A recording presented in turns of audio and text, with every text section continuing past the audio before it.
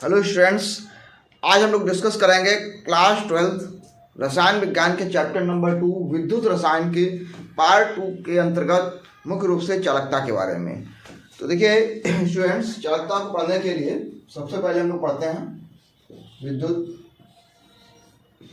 प्रतिरोध के बारे में। इलेक्ट्रिक रेजिस्टेंस क्या होता है? मान लिया यहाँ पर कोई चालक है, चालक तार। तो सभी लोग पता होगा स्टूडेंट्स कि चालक में क्या होते हैं, फ्री इलेक्ट्रॉन्स होते हैं। इन फ्री इलेक्ट्रॉन्स के कारण मुक्त इलेक्ट्रॉनों के कारण धारा का प्रवाह होता है। तो यहाँ पर सेल का विभवांतर V है और प्रवाहित धारा I है। तो वैद्युत प्रतिरोध क्या होता है कि किसी चालक के सिरों पर स्थापित विभवांतर V और चालक प्रवाहित धारा I के अनुपात को चालक का वैद्युत प्रतिरोध R कहते हैं। किसी चालक के सिरों पर स्थापित विभवांतर V, चालक में प्रवाहित धारा I के अनुपात को चालक का वैद्युत प्रतिरोध R कहते हैं। प्रतिरोध का मात्रक वैद्युत प्रतिरोध R का मात्रक बराबर ओम होता है। क्या होगा? ओम। इसे ओम से लिखा जाता है। अब है विद्युत चालकता, विद्युत चालकत्व G। चालकत्व होता है G। तो देखिए चालकत्व क्या होगा, यदि किसी परिपथ में वैद्युत प्रतिरोध जितना कम होगा, मीन्स मुक्त इलेक्ट्रॉनों की धनायनों से टक्कर जितनी कम होगी उसकी चालकता उतनी अधिक हो जाएगी।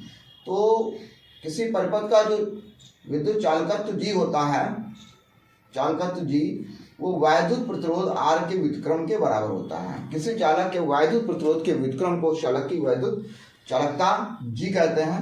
G का जो मात्रक निकलेगा, G का जो मात्रक होगा वो हो जाएगा ओम इनवर्स। ओम इनवर्स या सीमेंज बोला जाता है, सीमेंज, सीमेंज के नाम से जाना जाता है। अब आते हैं विशिष्ट प्रतिरोध। देखिए क्या होता है स्टूडेंट्स, विशिष्ट प्रतिरोध। विशिष्ट प्रतिरोध या प्रतिरोधकता, रेजिस्टेंस, रेजिस्टिविटी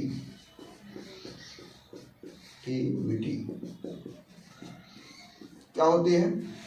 देखिए किसी चालक का प्रतिरोध R समानुपाती L होता है। लंबाई बढ़ा दें चालक की, तो जितनी ज़्यादा लंबाई होगी चालक की लंबाई बढ़ा देंगे, तो लंबाई बढ़ने पर धनायन बढ़ेंगे, और धनायन बढ़ेंगे तो टक्करों की संख्या बढ़ेगी, मीन्स प्रतिरोध बढ़ेगा। लेकिन यदि हम क्षेत्रफल कम कर दें, क्षेत्रफल बढ़ा दें, मतलब इसकी चौड़ाई बढ़ा दें, पर क्षेत्रफल बढ़ा दें, तो जितना ज़्यादा क्षेत्रफल होगा उतने ज़्यादा स्पेस मिलेगा मुक्त इलेक्ट्रॉन को करने के लिए। क्षेत्रफल बढ़ेगा तो प्रतिरोध घटेगा। तो इस प्रकार से जो फॉर्मूला बनता है, R समानुपाती L अपान A होता है, जिसको लिख सकते हैं R बराबर रो L अपान A, वेयर रो बराबर होता है चालक का विशिष्ट प्रतिरोध। रो बराबर होता है चालक का विशिष्ट प्रतिरोध। तो विशिष्ट प्रतिरोध की डेफिनेशन देखिए किस प्रकार से निकलेगी। अतः रो बराबर हो जाएगा RA बाई L। यदि L बराबर 1 मीटर लंबाई हो, A बराबर 1 मीटर स्क्वायर अनुप्रस्थ क्षेत्रफल हो, अनुप्रस्थ क्षेत्रफल, तो रो बराबर R के होगा। किसी चालक के 1 मीटर लंबे व 1 मीटर स्क्वायर अनुप्रस्थ क्षेत्रफल के प्रतिरोध को उस चालक का विशिष्ट प्रतिरोध कहते हैं। किसी चालक के 1 मीटर लंबे, चालक के 1 मीटर लंबे और 1 मीटर स्क्वायर अनुप्रस्थ क्षेत्रफल के प्रतिरोध को उस चालक का विशिष्ट प्रतिरोध कहते हैं। या याद कर लीजिए स्टूडेंट, किसी चालक के 1 मीटर लंबे व 1 मीटर स्क्वायर अनुप्रस्थ काट क्षेत्रफल के प्रतिरोध को उस चालक का विशिष्ट प्रतिरोध रो कहते हैं। रो का मात्रक बराबर RA बाई L का मात्रक। R का मात्रक हो गया ओम,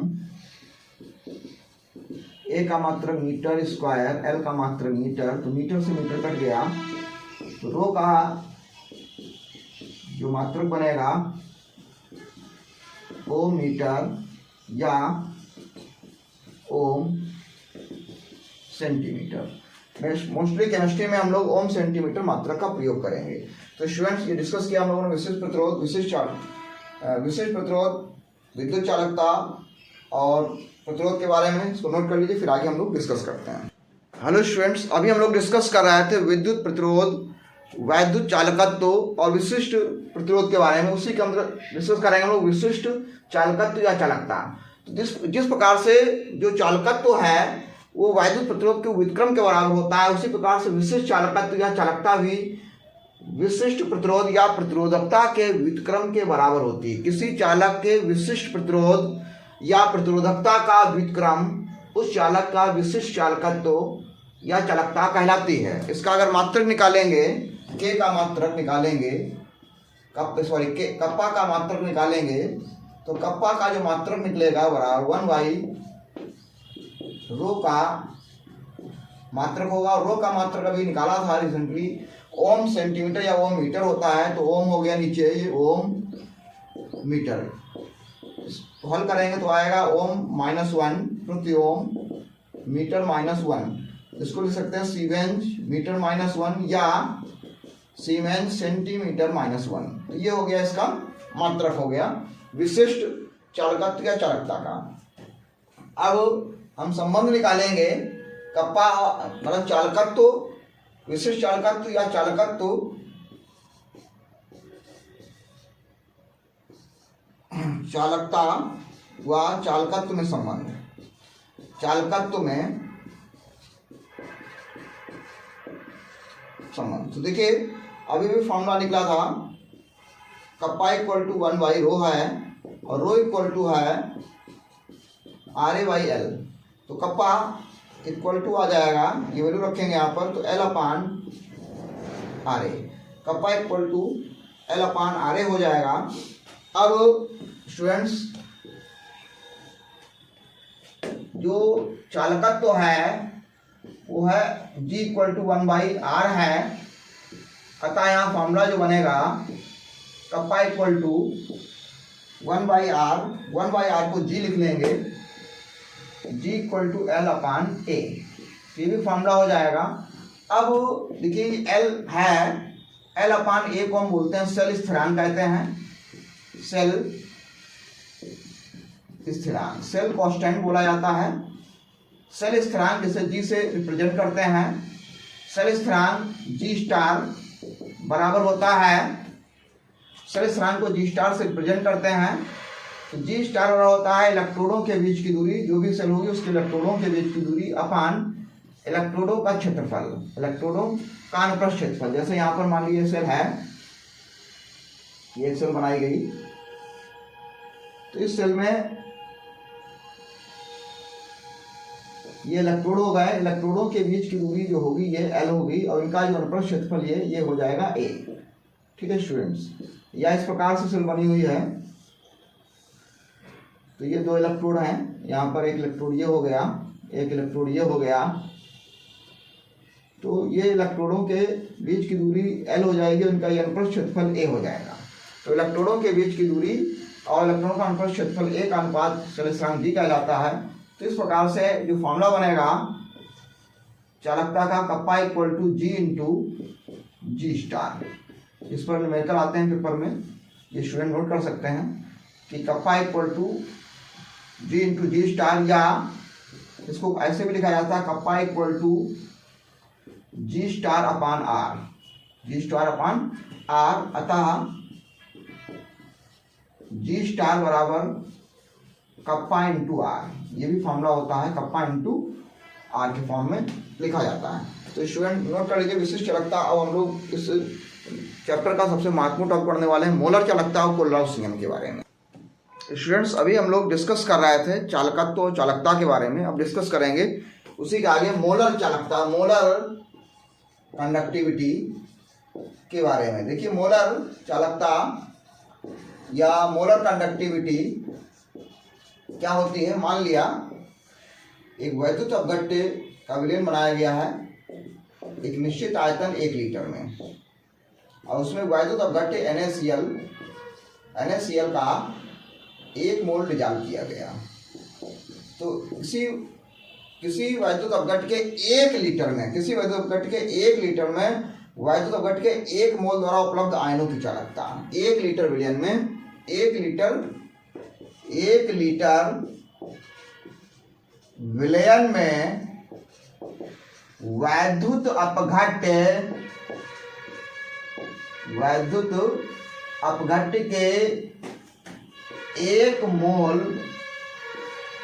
1 मोल द्वारा उपलब्ध आयनों की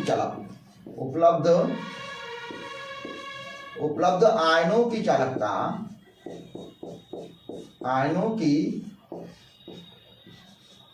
चालकता 1 लीटर विलयन में वैद्युत अपघट्य के 1 मोल द्वारा उपलब्ध आयनों की चालकता को हम मोलर चालकता लैम्डा m कहते हैं। लैम्डा m बराबर होता है कप्पा इंटू 1000/m। ये इसका फॉर्मूला होता है। लैम्डा m का मात्रक निकालेंगे तो आएगा सीमेन मीटर स्क्वायर मोल -1 या सीमेन सेंटीमीटर स्क्वायर मोल -1। ठीक है स्टूडेंट्स। सांद्रता पर निर्भरता,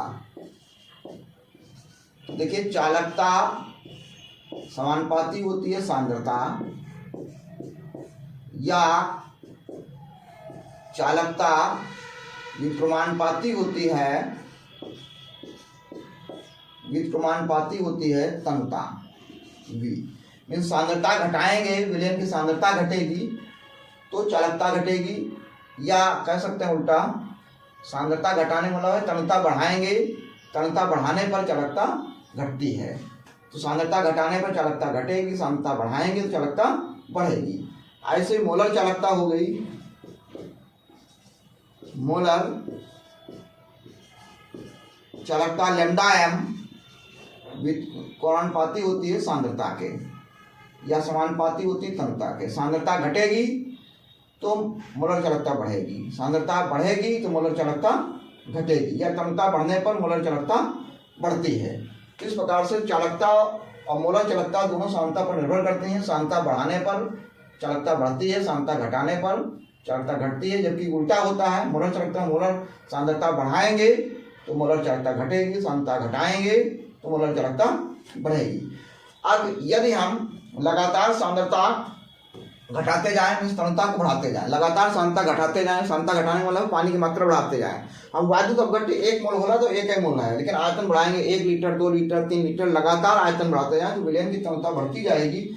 और जब लगातार विलयन की तन्यता बढ़ेगी तो मोलर चालकता बढ़ती जाएगी, लेकिन एक ऐसी स्थिति आएगी जब मोलर चालकता बढ़ना बंद हो जाएगी। तो उस स्थिति में जो मान होगा चालकता का वो अनंत या सीमांत मोलर चालकता होगा।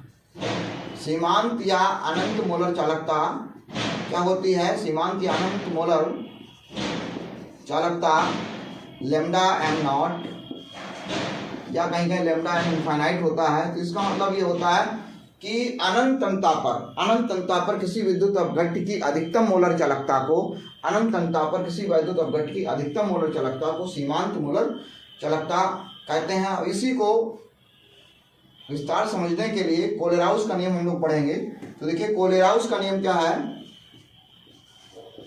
कोलेराउस का नियम किसी भी विद्युत अपघट्य की मोलर चालकता की व्याख्या करता है कि किसी वैद्युत अपघट्य की अनंत तन्यता पर मोलर चालकता लैम्डा m नॉट जो होगा वो उसके धनायनों की मोलर चालकताओं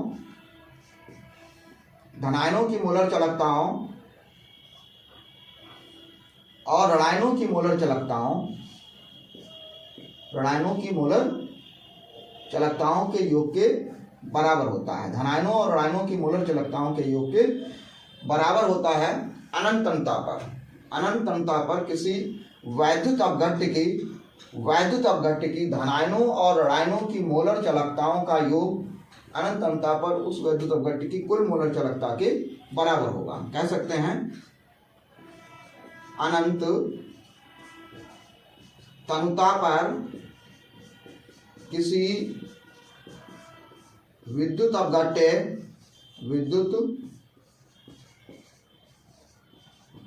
अपघट्य के धन व ऋण आयनों की अनंतता पर किसी वैद्युत अपघट्य के धन व आयनों की मोलर चालकताओं का योग। यहां पर क्या किया गया है कि ये धनायन की मोलर चालकता हो गई अनंतता पर और ये ऋणायन की मोलर चालकता हो गई अनंतता पर, इन दोनों का योग कर दिया गया तो क्या आ गई कुल मोलर चालकता आ गई उस विद्युत अपघट्य की। तो ये क्या आ गया अनंतता पर किसी वैद्युत अपघट्य की अनंतता पर किसी वैद्युत अपघट्य के धनायनों और ऋणायनों की मोलर चालकताओं का योग उस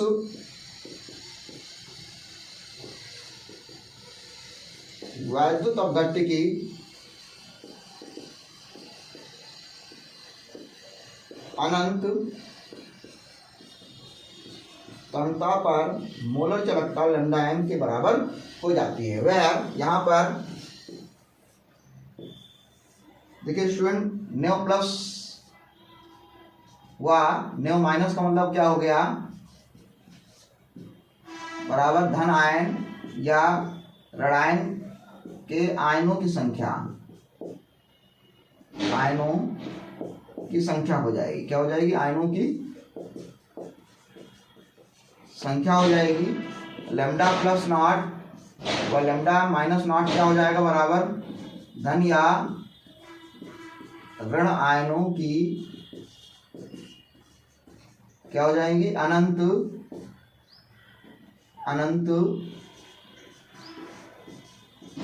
तनता पर मोलर चालकता होगी। क्या होगी मोलर चालकता होगी। क्या हो जाएगी मोलर चालकता बोली जाती है इसमें। तो इतना समझ में आ गया होगा कि कोल्लाउस का नियम क्या कहता है किसी वैद्युत अपघट्य की अनंत तनता पर मोलर चालकता जो होती है उसके धनायनों और ऋणायनों की मोलर चालकताओं के योग के धनायनों और ऋणायनों की मोलर चालकताओं के योग के बराबर हो जाती है। यह है कोल्लाउस का नियम। कोल्लाउस नियम का सबसे बड़ा महत्वपूर्ण एप्लीकेशन ये है कि हम जो प्रबल होते हैं प्रबल कहते हैं जो दुर्बल वैद्युत अपघट्य हैं वैद्युत अपघट्य के लिए दुर्बल वैद्युत अपघट्य के लिए कुल मोलर चालकता का मान निकाल सकते हैं। नंबर 1 दुर्बल वैद्युत अपघट्य की वियोजन की मात्रा निकाली जा सकती है। वैद्युत अपघट्य की क्या निकाल सकते हैं वियोजन की मात्रा अल्फा का मान निकाला जा सकता है कितना वियोजन हो रहा है। ठीक है। तीसरा जो है आयनन स्थिरांक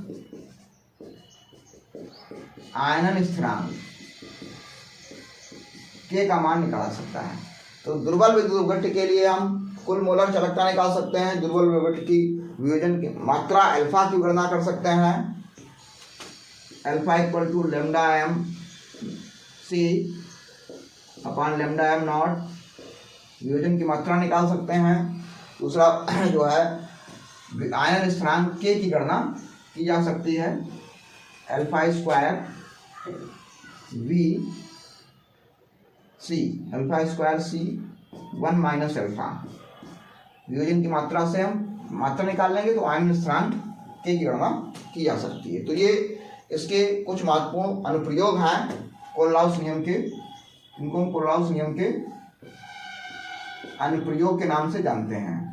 कि हम मुख्य रूप से वियोजन मात्रा, वियोजन स्थानांक और मोलर चालकता निकाल सकते हैं किसके लिए, वीक इलेक्ट्रोलाइट, दुर्बल विद्युत अपघट्य के लिए। क्योंकि प्रबल तो पूर्ण रूप से ऐसे भी आयनित होते हैं। मुख्य रूप से जो चैलेंज रहा है अध्ययन करने का वो रहा है दुर्बल विद्युत अपघट्य के लिए, कि उनकी कितना मात्रा 1 लीटर में वियोजन हो रहा है। तो ये जो हम कोल्लाउस नियम की सहायता से निकाल सकते हैं कि कितना 1 लीटर में वियोजन हुआ, वियोजन की मात्रा निकाल सकते हैं, उसका वियोजन स्थान निकाल सकते हैं और मोलर चालकता का मान निकाल सकते हैं। तो स्टूडेंट नोट कर लीजिए, बहुत ही इंपॉर्टेंट टॉपिक है इस वीडियो का, मोलर चालकता और कोल्लाउस नियम। मोलर चालकता में बता दिया कि 1 लीटर में उपलब्ध जो वैद्युत अपघट्य के 1 मोल द्वारा आयनों की संख्या होगी, आयनों की चालकता होगी, उसे मोलर चालकता कहते हैं। और कोल्लाउस का नियम ने बताया कि अनंत तनता पर जब तनता बढ़ना बंद हो जाएगी तो उस समय किसी वैद्युत अपघट्य की जो कुल मोलर चालकता होती है, ये मोलर चालकताओं का योग जो होता है उसके धनानों और ऋणानों की मोलर चालकताओं के योग के बराबर हो जाता है। स्टूडेंट्स अभी हम लोग डिस्कस कर रहे थे चालकता के बारे में। अब हम लोग इसका अगला टॉपिक अब वैद्युत अपघटन के संबंध में फैराडे के नियम के बारे में डिस्कस करेंगे।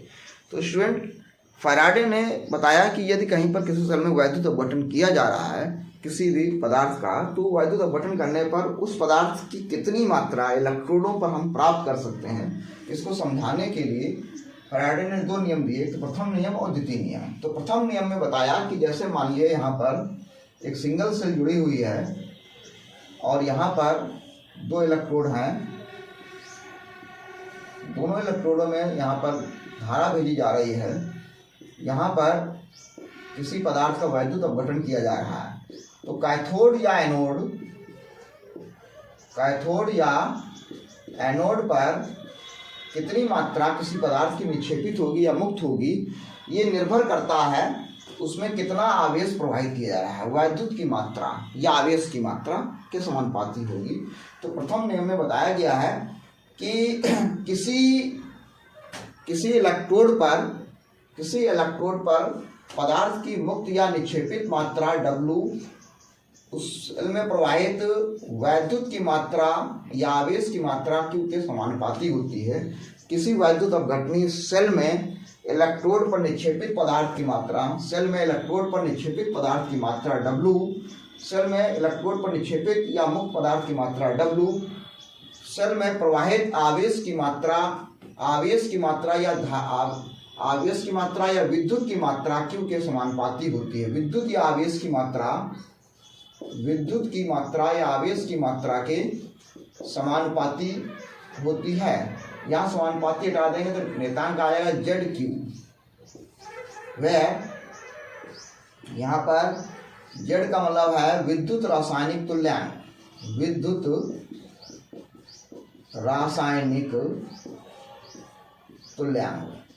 Z का मतलब है विद्युत रासायनिक तुल्यांक। अब यहाँ पर फॉर्मूला पढ़ा होगा Q बराबर होता है IT, Q बराबर होगा IT। तो देन फॉर्मूला बन जाएगा W बराबर ZIT। सवाल लगाने के लिए फॉर्मूला बनेगा W बराबर ZIT और Z बराबर होता है विद्युत रासायनिक तुल्यांक E/F। E का मतलब होता है पदार्थ का तुल्यांकी भार बटे F होता है फैराडे नेतांक। तो एग्जैक्ट जो फॉर्मूला बनेगा सवाल लगाने के लिए W बराबर Z की जगह पर लिख सकते हैं EIT/F। तो ये न्यूमेरिकल लगाने के लिए पूरा फॉर्मूला बन गया W और EIT/F। ये हो गया फैराडे का प्रथम नियम। द्वितीय नियम कहता है कि यदि कहीं पर एक से अधिक सेलों को श्रेणी क्रम में जोड़ा गया है, ठीक है, श्रेणी क्रम में जुड़ी हुई सेलों, श्रेणी क्रम में जुड़ी हुई सेलों में समान विद्युत प्रवाहित करने पर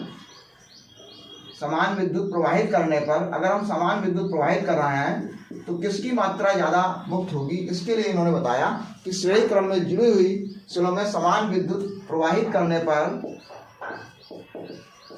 इलेक्ट्रोड पर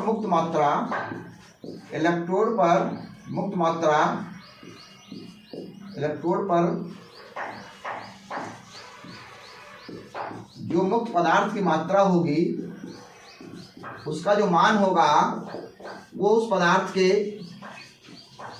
तुल्यांकी भार के समानुपाती होगी। मतलब पदार्थ का तुल्यांकी भार ज़्यादा है तो पदार्थ की इलेक्ट्रॉन पर मुक्त मात्रा भी ज़्यादा होगी। अब तुल्यांकी भार कम है तो मुक्त मात्रा भी कम होगी। जैसे उदाहरण के लिए यदि हम कॉपर और सिल्वर में समान विद्युत प्रवाहित करें, तो समान विद्युत प्रवाहित करने पर यहाँ पर किसकी ज़्यादा मात्रा प्रभावित होगी? विद्युत प्रवाहित करने पर किसकी ज़्यादा मात्रा मुक्त होगी? देखिए कॉपर का तुल्यांकी भार है 63.5/2 और सिल्वर का तुल्यांकी भार है, सिल्वर का जो तुल्यांकी भार होता है ये होता है 108। तो यहाँ पर तुल्यांकी भार किसका ज़्यादा है? सिल्वर का ज़्यादा है। इसलिए समान विद्युत प्रवाहित करने पर इलेक्ट्रोड पर जो मुक्त या निक्षेपित पदार्थ की मात्रा होगी वो सिल्वर की ज़्यादा होगी। सिल्वर का तुल्यांकी भार कॉपर से ज़्यादा है।